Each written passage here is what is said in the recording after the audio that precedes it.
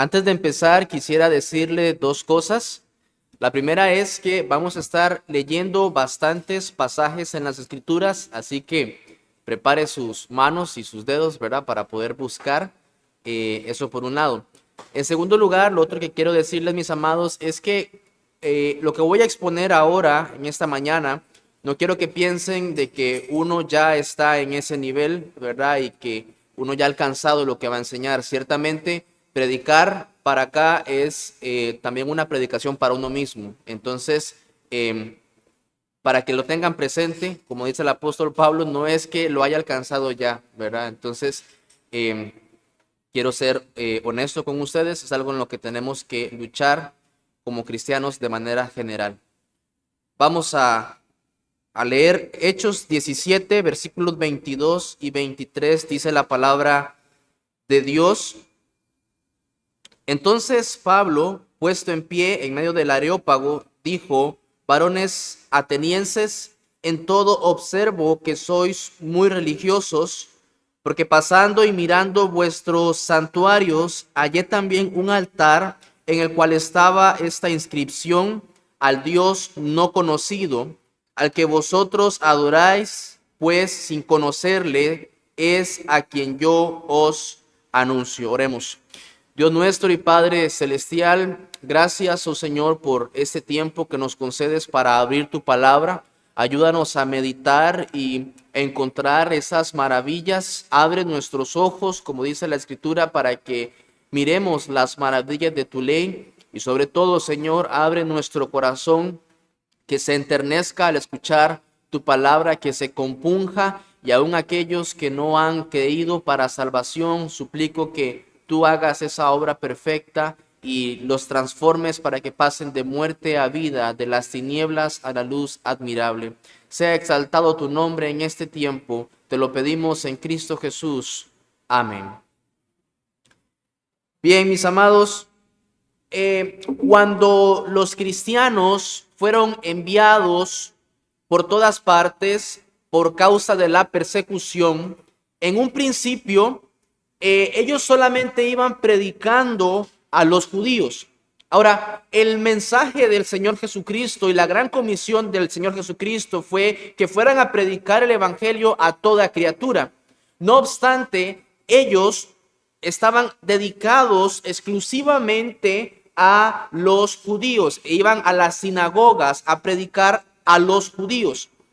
Y con el propósito puntual de esta predicación era de explicar más claramente cómo era que había llegado la salvación de Dios al pueblo judío mediante su Hijo Jesús. Porque los judíos fuera de Jerusalén estaban también entendidos, sabían y conocían y esperaban la llegada de un Mesías, aquel que los iba a libertar, aquel que los iba a salvar.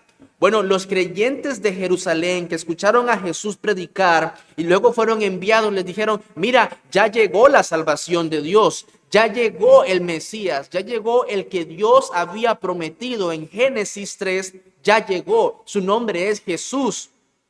Pero, sin embargo, en el transcurso de esta predicación y en el transcurso de la extensión de la palabra de Dios, particularmente después de la persecución producto de la muerte de Esteban, otras personas de otra lengua, tribu y nación empezaron a escuchar acerca del evangelio. Nos encontramos con los de Antioquía que iban perseguidos, empezaron a predicar el evangelio y también se dieron cuenta que a los gentiles les había sido dado el don de Dios, y los judíos se empezaron a maravillar. Es entonces cuando se rompe esta barrera y los cristianos entienden que Dios también está salvando a los judíos, y el mensaje ya no se ve única y exclusivamente limitado al pueblo judío, sino que se abren con mayor libertad y mayor deseo y un mayor entendimiento de predicar a los gentiles. Es lo que leímos en Hechos capítulo 18 providencialmente, cuando Pablo les dice: yo me voy a los gentiles, les predico a los judíos, me rechazan, voy a los gentiles. Ahora, es en medio de este contexto que Pablo se encuentra en la ciudad de los atenienses, y particularmente vemos que en el versículo 22 les dice: varones, veo que en todo sois muy religiosos. Y ciertamente las personas fuera del contexto judío, ciertamente ellos adoraban dioses. Y cuando viene el mensaje del evangelio, les presentan un Dios que realmente nunca habían considerado, nunca habían escuchado, nunca habían imaginado. Pero así encontramos a Pablo en medio de una ciudad con un incesante deseo de adorar, con un deseo genuino quizás de adorar, pero ni siquiera, realmente ni siquiera estaban entendidos de qué debían adorar. Porque ellos querían adorar, pero ni siquiera sabían qué debían adorar. Y por esta causa, como decimos nosotros aquí en Costa Rica, para curarse en salud, levantaron un templo con la inscripción que dice: al Dios no conocido, a quienes ellos estaban adorando sin conocerle. Pablo dice: al que vosotros adoráis, pues sin conocerle. Ahora, mis amados, es normal y no hay nada de extraño que las personas incrédulas, las personas impías, inconversas, adoren lo que no saben. Es normal que esas personas adoren lo que no saben. El Señor Jesús le dijo a la mujer samaritana: ustedes adoran lo que no saben. En Juan capítulo 4, el versículo 22. El problema real y el que debe importarle a la iglesia de Dios, el problema que debe importarnos a ti y a mí en esta mañana, es el de adorar a Dios sin conocerle. Ese es el verdadero problema que como iglesia podemos estar experimentando, que como individuos podemos estar experimentando: adorar a Dios sin realmente conocerlo. Y es el primer punto de esta mañana: el conocimiento distorsionado de Dios en la mayoría de las iglesias.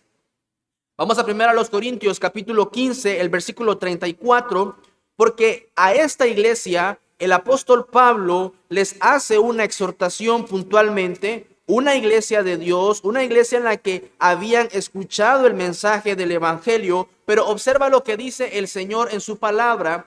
Y Pablo les dice a ellos en el versículo 34 del capítulo 15: velad debidamente y no pequéis, porque algunos no conocen a Dios, para vergüenza vuestra lo digo. Miren, mis amados, la iglesia de Corintio tenía muchos males, tenía muchos pecados, tenía casos de inmoralidad sexual, tenían casos de desorden en la iglesia. En la cena del Señor se emborrachaban. Había toda clase de pecados que encontramos en esta iglesia, pero eso en definitiva era el resultado de un desconocimiento de Dios. Al final el apóstol Pablo les dice en Corintios: algunos de ustedes no conocen a Dios. Y por eso es que se vienen todos los desórdenes como resultado. Es como que si fuera como las piezas de dominó, se cae una y se viene todo el resto. No conocen a Dios. Las personas que se reúnen cada domingo para adorar a Dios pueden ni siquiera conocerlo realmente. O sea, estamos hablando de la iglesia. Y Pablo le dice a los santos en Corinto. Y esa iglesia, habían personas que no estaban conociendo a Dios.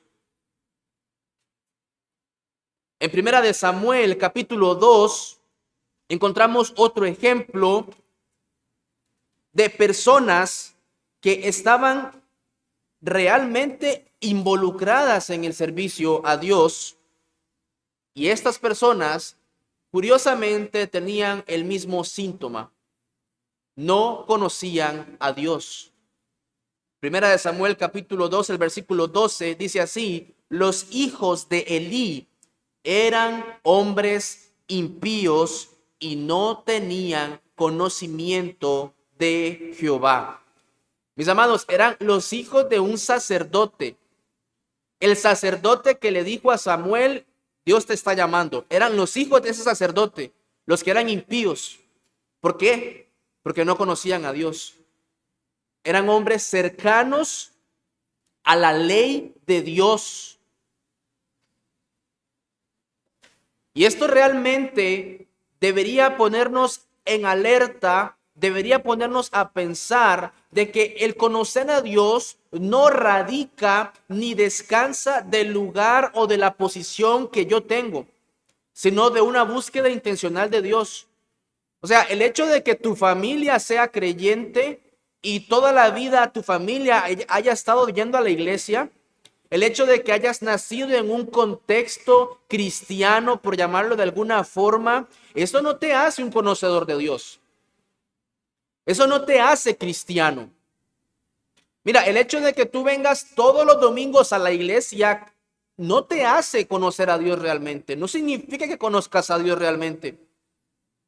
El hecho de que tú estés aquí desde el principio, cuando se abrieron las puertas de este local, y empezaste y viniste y has estado hasta el día de hoy, eso no significa de que tú conozcas a Dios.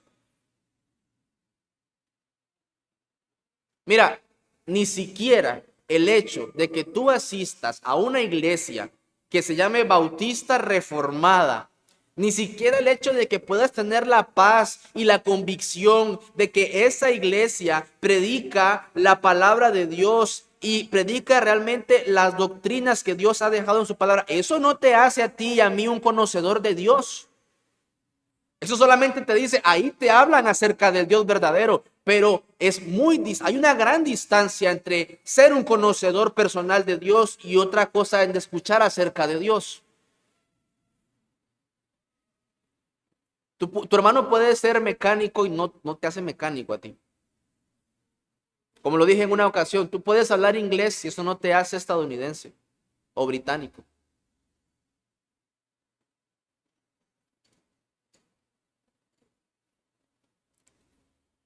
Mis amados, el problema también de no conocer correctamente a Dios, aparte de que realmente nos trae toda la evidencia, hay una desestructuración, hay un desorden, una serie de pecados que vienen en cadena por causa del no conocer a Dios. También hay una distorsión de la realidad cuando no tenemos un conocimiento adecuado. Mira, si tú no conoces correctamente quién es Dios, ¿qué vas a hacer? ¿Qué vamos a hacer tú y yo? Vamos a distorsionar realmente la imagen misma de Dios. Déjame explicártelo de una mejor manera. En una ocasión fui a la playa con unos niños que ellos nunca habían visto el mar, nunca lo habían conocido, no sabían qué era el mar. Y uno de estos niños muy pequeños, cuando vio las olas que llegaban a su fin y caían en la playa, lo que llamamos la playa, este niño al ver esa espuma, él dijo, wow, tiene mucho champú, dice. Porque él no sabía que eso era espuma.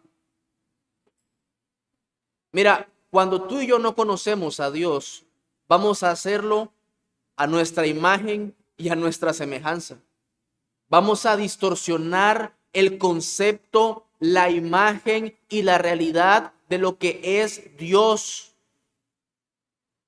En el Salmo 50, 21, el Señor hace una fuerte exhortación acerca de esto que hacen los hombres cuando desvirtúan y trastornan la imagen de lo que realmente es Dios. En el Salmo 50, versículo 21 dice, estas cosas hiciste y yo he callado.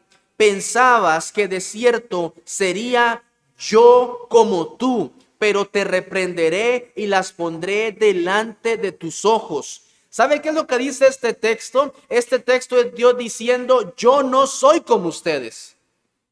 Yo los hice a mi imagen, conforme a mi semejanza. Ustedes no me van a hacer a mí conforme a su imagen y a su semejanza.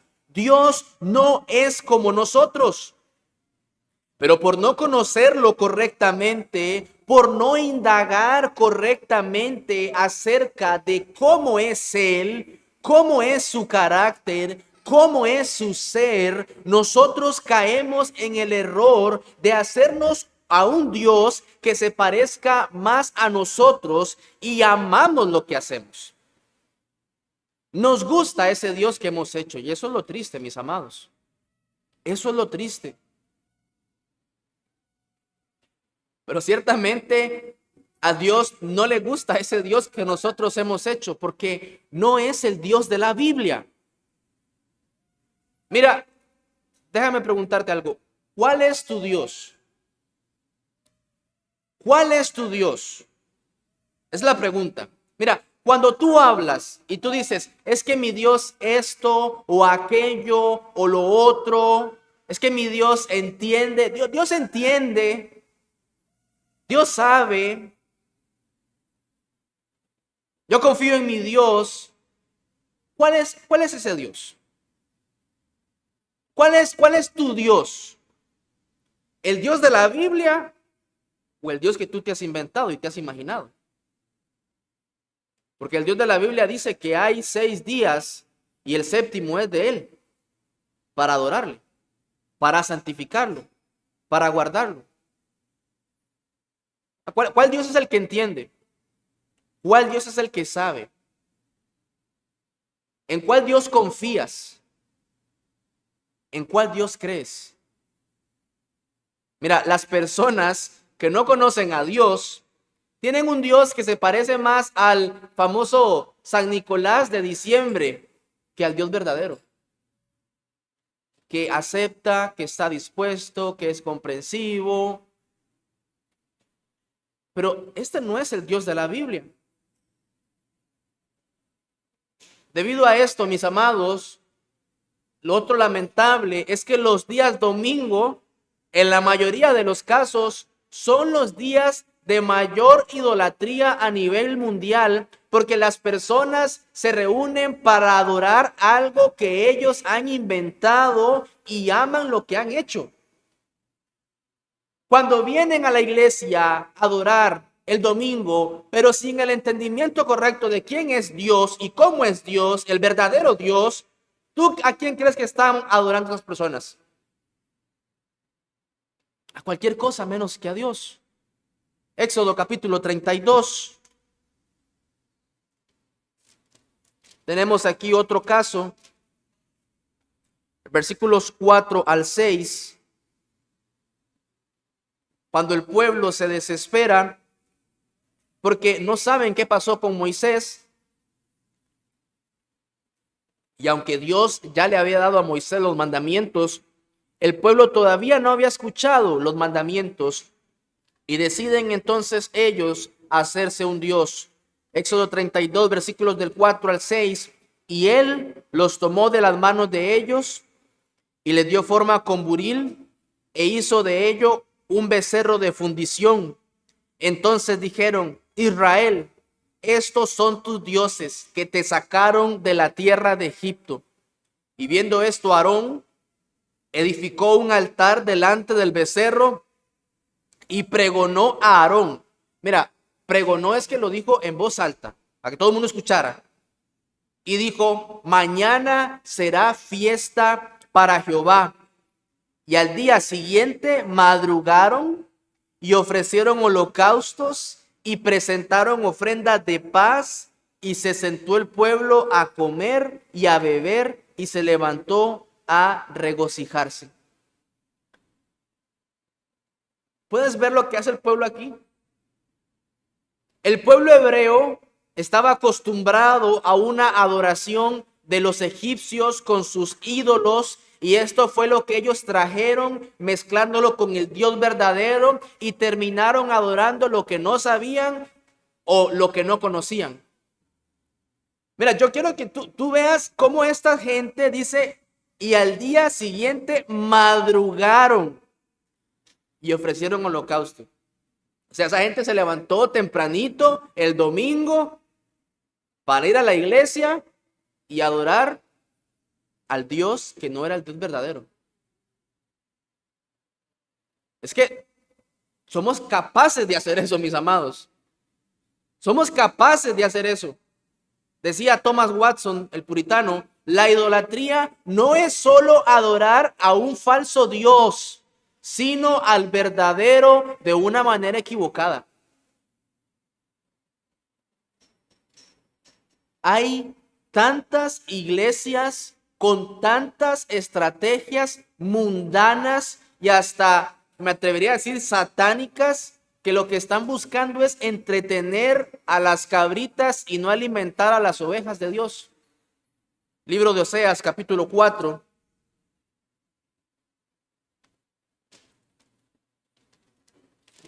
El versículo 1.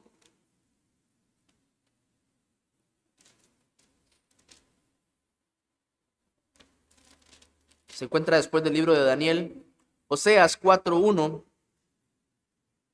Dice así: oíd palabra de Jehová, hijos de Israel, porque Jehová contiende con los moradores de la tierra, porque no hay verdad, ni misericordia, ni conocimiento de Dios en la tierra. No hay conocimiento de Dios en la tierra.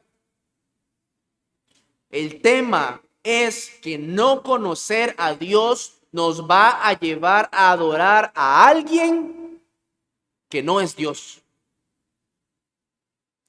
A alguien o a algo que no es Dios.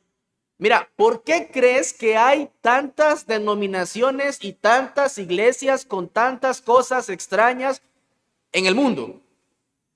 Porque no hay un conocimiento de Dios. Oseas capítulo 5, versículo 4, dice: no piensan en convertirse a su Dios, porque espíritu de fornicación está en medio de ellos y no conocen a Dios.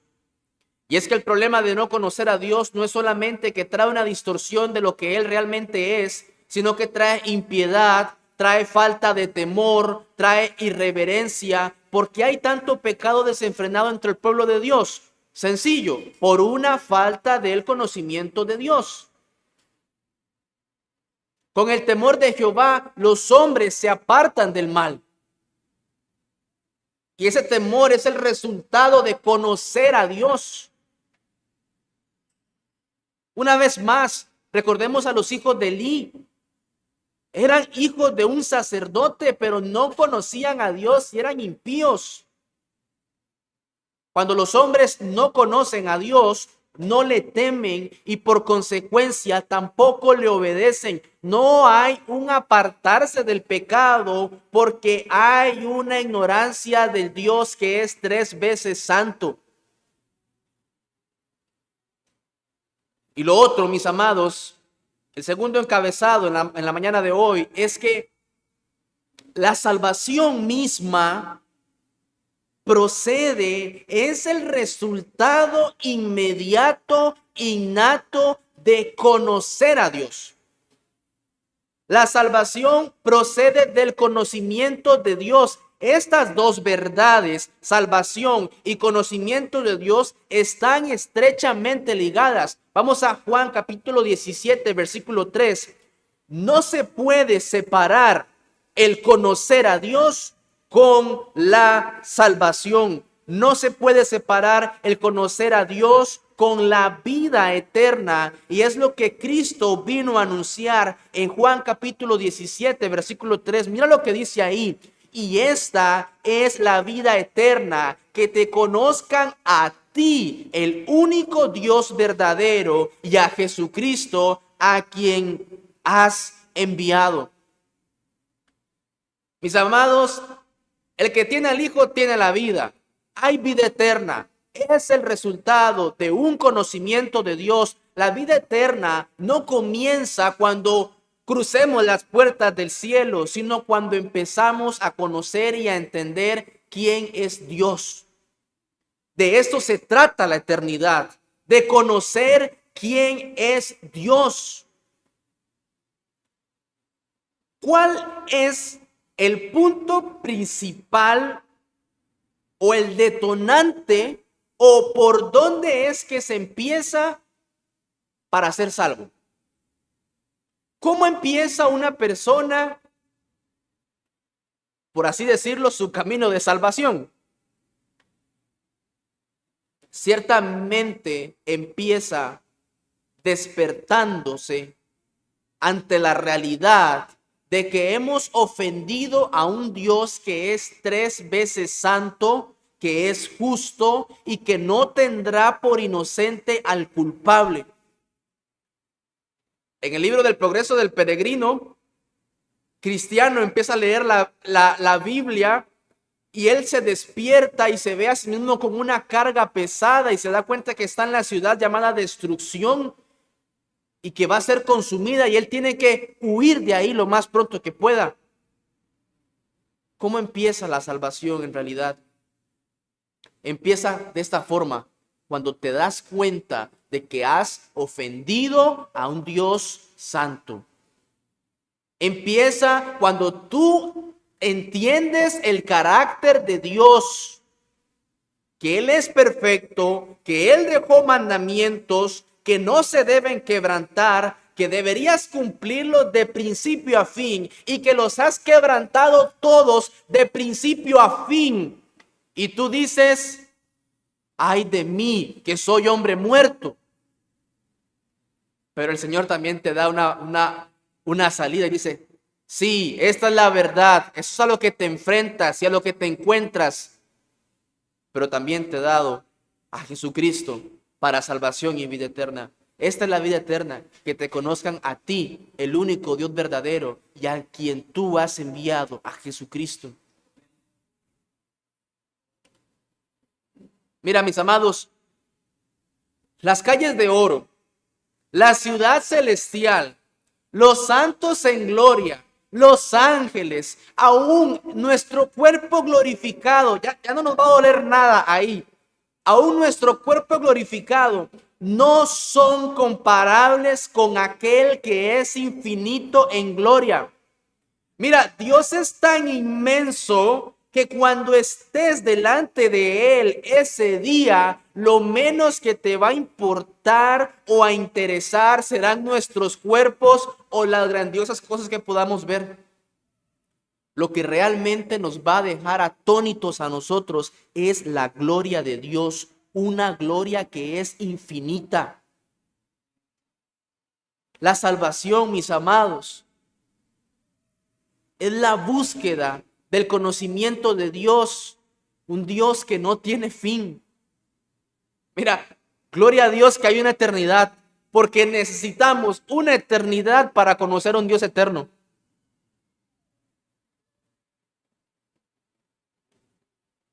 Es la búsqueda de conocer y entender a ese Dios. Y déjame decirte algo. Decía un teólogo que entre más nos acerquemos a Dios para conocerle, más nos vamos a dar cuenta de lo poco que le conocemos. Pero tú y yo necesitamos empezar a acercarnos a Dios para darnos cuenta que no le conocemos.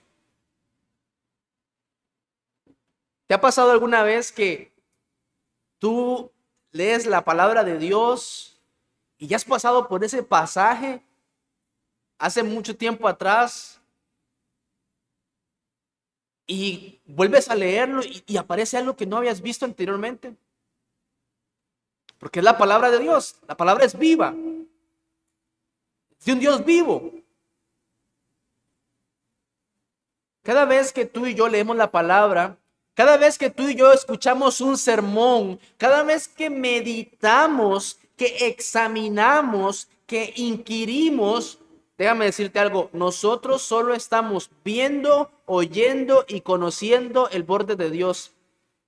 Eso es lo que dijo Job, el capítulo 26, vamos allá, el versículo 14, cuando Job habla acerca de la grandeza de Dios y de su soberanía,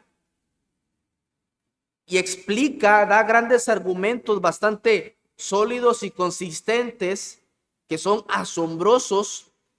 Él llega y concluye con esto en el versículo 14 del capítulo 26. He aquí, estas cosas son solo los bordes de sus caminos, y cuán leve es el susurro que hemos oído de él. Pero el trueno de su poder, ¿quién lo puede comprender? ¿Has visto la misericordia de Dios, la majestad? ¿Has leído acerca de cómo los hombres veían estas grandezas y se consideraban como muertos? Cuando Juan escribe Apocalipsis, por ejemplo, y él da una serie de revelaciones y cómo él lo muestra y dice: Job, mira, eso es solamente el susurro de Dios. Eso es solamente el borde de Dios. Por eso, entre más lo conozcas, más te vas a dar cuenta que no lo conoces.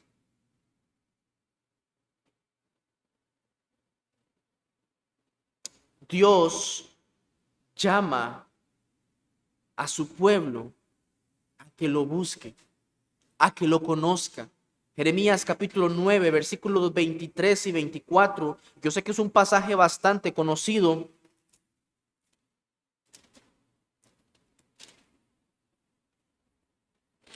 Jeremías 9, 23 y 24. Dice así: así dijo Jehová, no se alabe el sabio en su sabiduría, ni en su valentía se alabe el valiente, ni el rico se alabe en sus riquezas. Mas alábese en esto el que se hubiere de alabar, en entenderme y conocerme, que yo soy Jehová, que hago misericordia, juicio y justicia en la tierra, porque estas cosas quiero, dice Jehová. ¿Qué es lo que quiere Dios? Que le conozcamos, que le entendamos. Estas cosas quiero.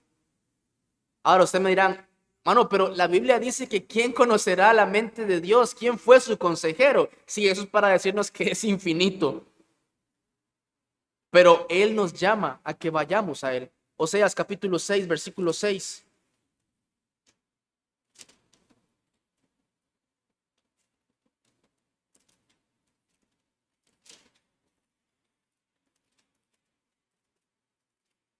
En el libro de Oseas 6, versículo 6, dice el Señor: porque misericordia quiero y no sacrificio, y conocimiento de Dios más que holocaustos.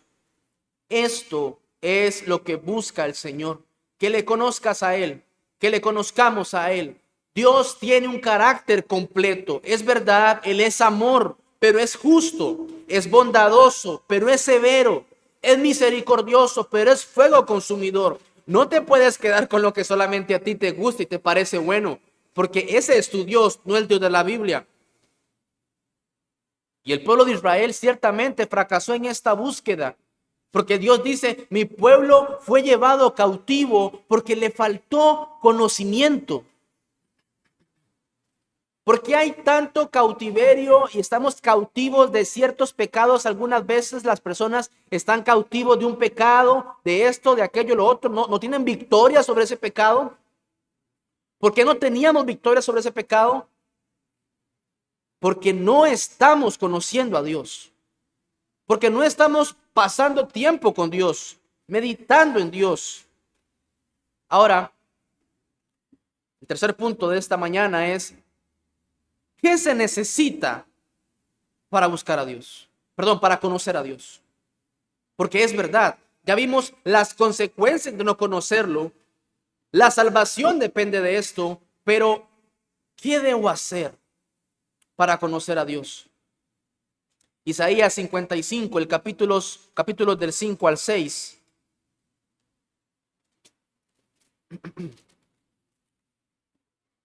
Dice así la palabra de Dios.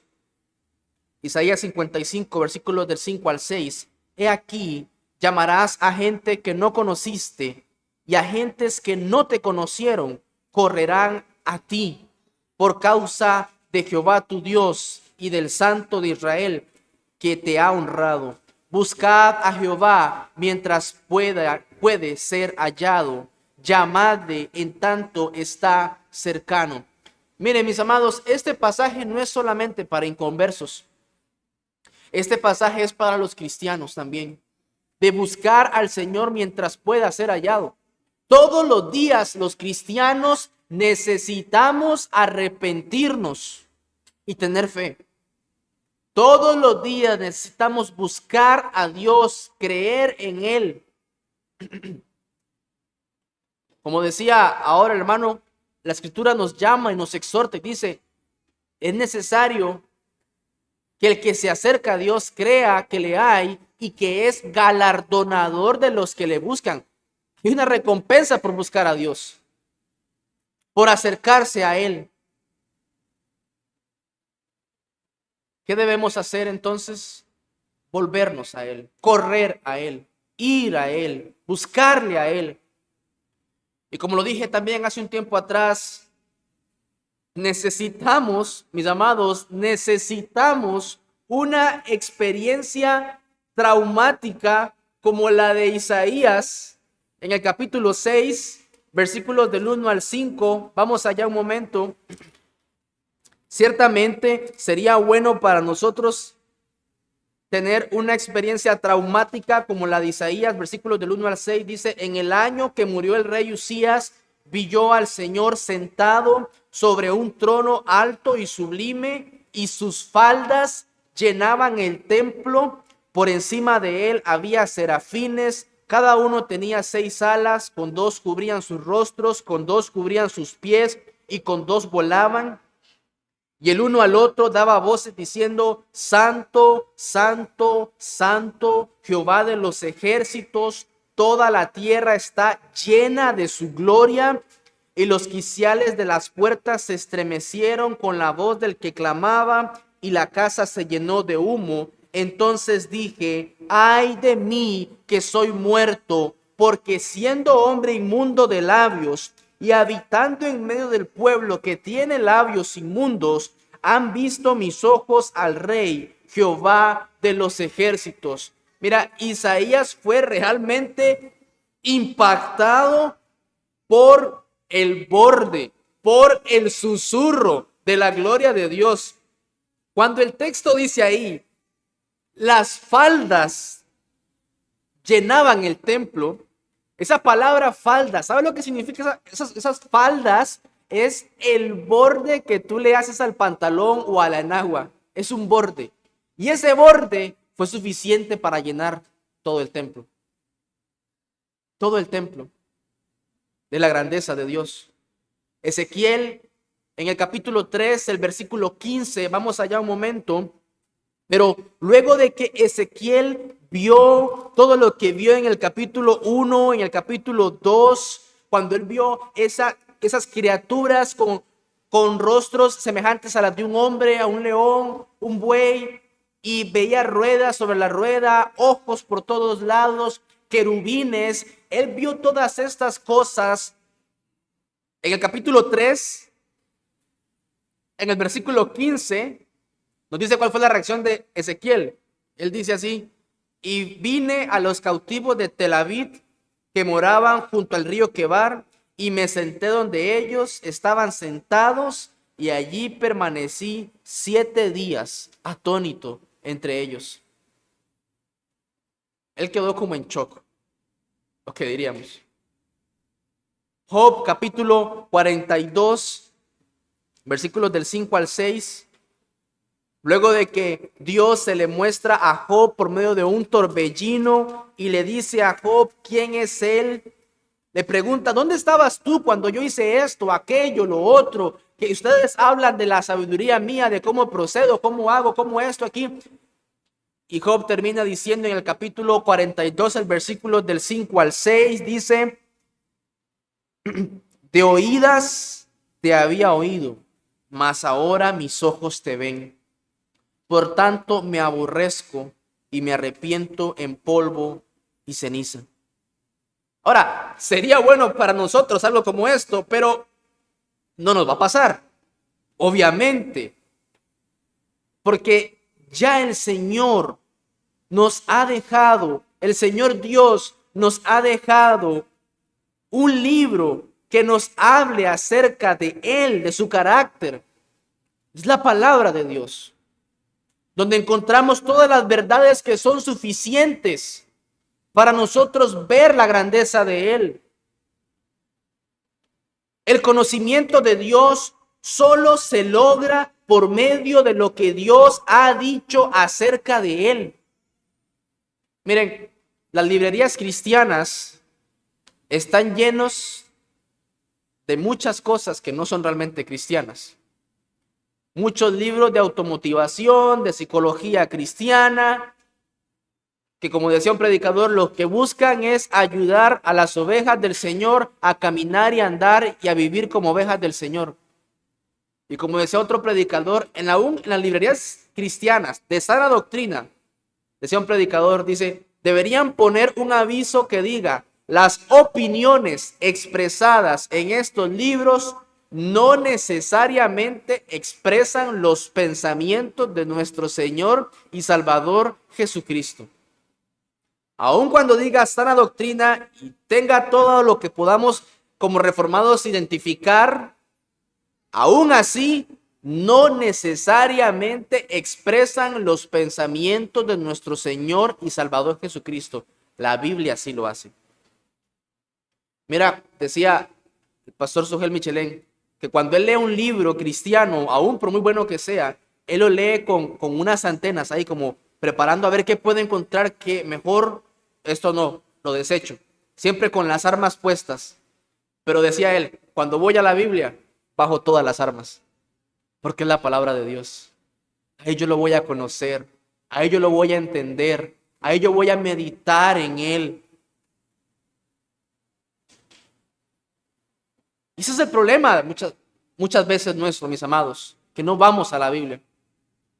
En una ocasión escuchaba a un pastor que él también decía que la gente venía a él con algún problema, alguna duda, alguna inquietud, y este pastor, antes de abordar su situación, le decía, ¿y qué dice la Biblia acerca de esto?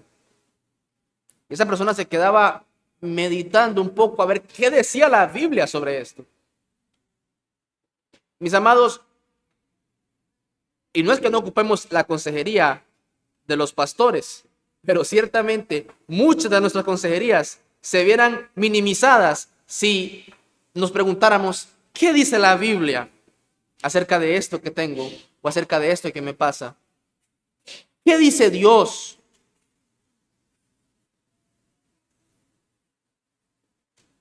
El problema es que ignoramos voluntariamente lo que la Escritura dice. El conocimiento de Dios, así como el conocimiento de Dios está estrechamente ligada con la salvación, el conocimiento de Dios está estrechamente ligado con el conocimiento de su palabra. ¿Quieres conocerlo? Lee más la Biblia. Decía otro predicador, ¿quieres escuchar la voz audible de Dios? Lee la Biblia en voz alta. Porque ahí está Dios. Ahí está hablándonos Dios. Mira, ¿qué tanto conoces las Escrituras? ¿Qué tanto estás meditando realmente en las Escrituras? Es viva y eficaz. ¿Quieres conocer a Dios? Mira la Biblia. Mira a Dios. Medita en ella. Instrúyete ahí. Escudriña. Examina. Gustad y ved cuán bueno es el Señor. Como último punto, quisiera decirles a aquellas personas que aún no han conocido puntualmente a Dios, aquellas personas que ni se han interesado realmente en buscar a Dios, aquellas personas que es suficiente para ellos venir el domingo a la iglesia en la mañana, aquellos que el resto de la semana no leen la Biblia, pero yo voy a la iglesia el domingo en la mañana. Y esto creo que deberían reconocérmelo, tengo algún mérito. Aquellas personas que pasan los días, las semanas, los meses, los años y no hay aún una búsqueda intencional de Dios. Mira, yo te quiero invitar a que empieces a buscar conocer a Dios ahora mismo. Es mejor que lo conozcas y que te esfuerces por querer conocerlo ahora y no que ignores este llamado, porque llegará el día en el cual estarás delante de Él y lo conocerás de una manera en la cual nunca hubieras querido conocerle. Porque ignoraste su paciencia, su longanimidad y su bondad. Mira, el día de hoy tienes acceso a conocer la bondad de Dios y su severidad. Hoy por hoy, tú puedes escuchar acerca de que Dios es bondadoso y es severo. Hoy por hoy, tú puedes saber de que Dios es bondadoso y es severo. Pero si tú persistes en rechazarlo, si tú persistes en no querer conocerlo, llegará el día en que lo conocerás, pero ya no su bondad. Lo que vas a conocer de Él es solamente su severidad. Vas a conocer a Dios severamente. Y allí será el lloro y el crujir de dientes. Ven a Él, pero ven en arrepentimiento y fe, creyendo en Jesucristo, aquel quien dio a conocer al Dios verdadero. Oremos. Padre nuestro, gracias te damos, oh Señor, por esta tu palabra.